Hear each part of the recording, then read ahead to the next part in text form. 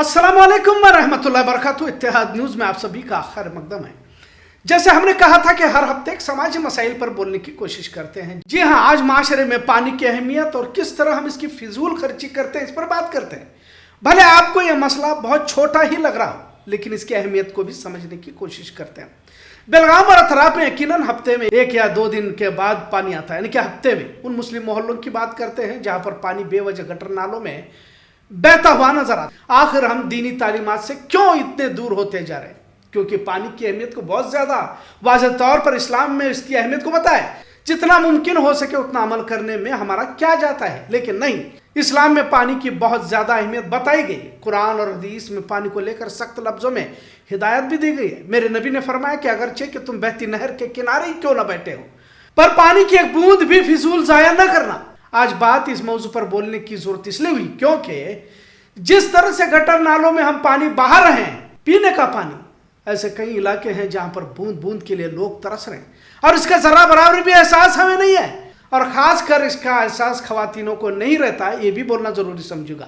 पानी बहता रहता है, नल चालू रहता है और कुछ लोग गाड़ियां धोते रहते हैं, कुछ तो सड़कों को धोते रहते हैं, घरों को, दीवारों को धोते रहते हैं। अब बेलगाम के उन इलाकों का जिक्र करना मुनासिब नहीं समझता, लेकिन जिस दिन पानी आता है उस दिन ऐसे लगेगा कि शायद बहुत भारी बारिश हुई हो, जिससे पानी सड़क पर जमा हुआ। कुरान और हदीसों में पानी का जिक्र किया गया और जन्नत का तस्करा करते हुए कहा गया कि ऐसी जन्नतों में तुम्हें दाखिल किया जाएगा जहां नहरें बहती होंगी। मतलब इस्लाम जिन सहराओं से निकलकर दुनिया भर में फैला, वहां पानी की अहमियत बहुत ज्यादा थी। तपती सहराओं में पानी आसानी से नहीं मिला करता था, लिहाजा नमाज के लिए पानी न मिलने पर तयम्मुम का हुक्म तो इसलिए दिया गया।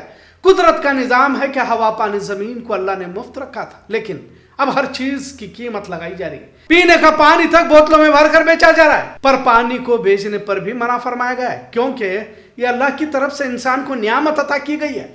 खैर, पानी पर इसलिए बोलना जरूरी है क्योंकि हमें इसकी कीमत का किसी तरह कोई अंदाजा नहीं है। नबी ने फरमाया कि आखिर दौर में पानी के लिए जंगें होंगी, और अगर दुनिया का जायजा भी लिया जाए तो पानी को लेकर सख्त हालात नजदीक में रोनुमा होने वाले हैं। हाल ही में आपने पाकिस्तान को जाने वाले पानी को रोकने की बात भी सुनी होगी। उधर चीन भारत से गुजरने वाले पानी को रोकने की धमकी दे रहा था। जितना यह कहना आसान नजर आ रहा है उतना आसान तो नहीं है। लाखों लोगों की जिंदगियां इस पर मुनहसर है।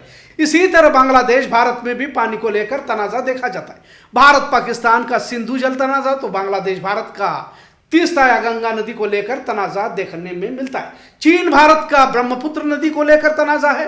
चीन ब्रह्मपुत्र नदी पर मेगा डैम बना रहा है, जिस पर भारत का एतराज है। सोवियत रूस के जरिए 1960 के दौर में अमू दरिया और सिंध दरिया नदियों का पानी खेती के लिए मोड़ने से अरब सागर लगभग सूख गया था। इससे उज्बेकिस्तान, तुर्कमेनिस्तान, तजिकिस्तान और अफगानिस्तान के बीच पानी बंटवारे को लेकर झगड़ा भी देखने को मिला है। मिस्र, सूडान और इथियोपिया के बीच नील नदी के पानी बंटवारे को लेकर तनाजा गहराता जा रहा है।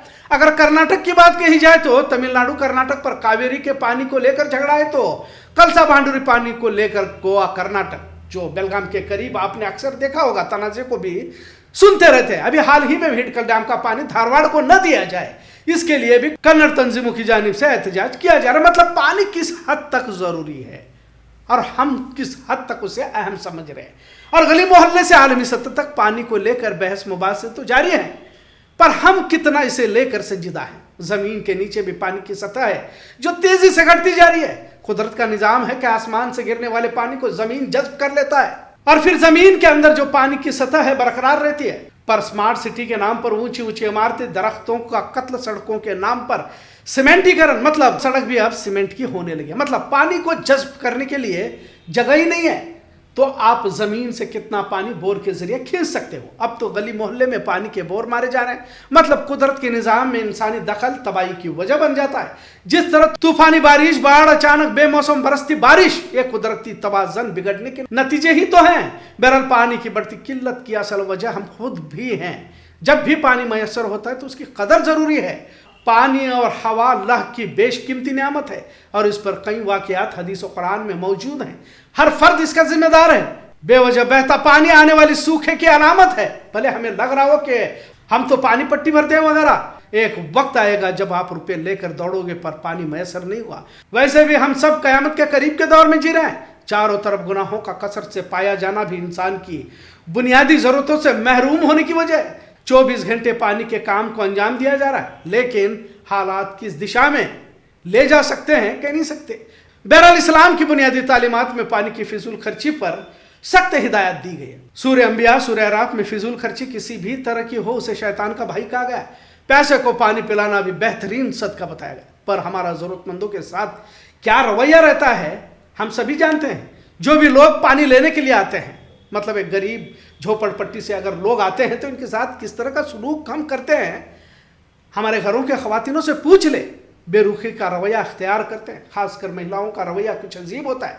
पानी भले सड़कों पर गिराएंगे, सड़क धोकर जाया करेंगे, पर जरूरतमंदों को देने के लिए बेरुखी का रवैया अख्तियार करेंगे। पानी किसी जरूरतमंद के काम आए बेहतरीन सदका बताया गया है, और सदका तुम्हारी मुसीबतों को टालता है। बहरहाल गली मोहल्ले में बेतरतीब पानी बहना, फिर पानी छोड़ने वाले के साथ भी बहस करना, हमारे मोहल्लों में उमूमन इस तरह की तस्वीर देखने को मिलती है। अब तो शादी से पहले मेहंदी हल्दी में डीजे पर पानी उड़ाकर नाचने वाले भी इसी समाज में पाए जा रहे हैं। याद रखो, अल्लाह एक एक बूंद का हिसाब लेने वाला है, क्योंकि जल्द जमीन लपेट दी जाने वाली है और पानी का किरदार इसमें बहुत अहम होगा। बेवजह पानी बहाने से बचना होगा, यही आज के मौजू का असल मकसद। आज का मौजू कैसा लगा इस पर जरूर कमेंट करें।